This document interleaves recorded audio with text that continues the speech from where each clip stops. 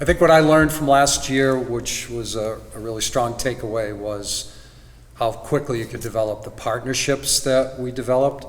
Bringing in a team from around the world and the region to pull this off, I just thought that was so successful and something that really worked, because I'm a big root cause person, and if it wasn't for those partnerships and those relationships and everybody getting along, I don't think it would have resulted in the stellar race course and infrastructure that was set up.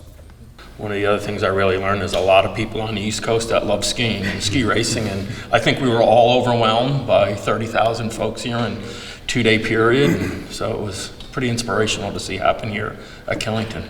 Everybody was on board, and I think that made a huge difference, because even when we were running into challenges with so many people there, they were all working together to just make sure even the crowd was helping each other out. That was pretty incredible.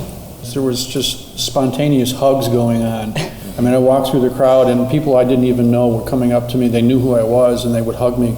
And I'm like, wow, people are just tremendous amount of pride coming from this event.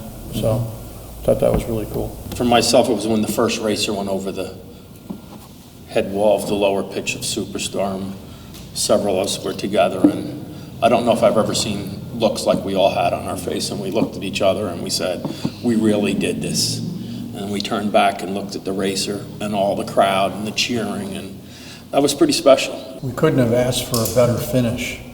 Having Michaela win, and the way that she did it, and the way that the racers kept on one-upping each other, and at the end, the way she won, the roar was deafening for me at the end. I was sitting on that deck, and people were screaming and yelling. It was an amazing finish. We couldn't have scripted it any better.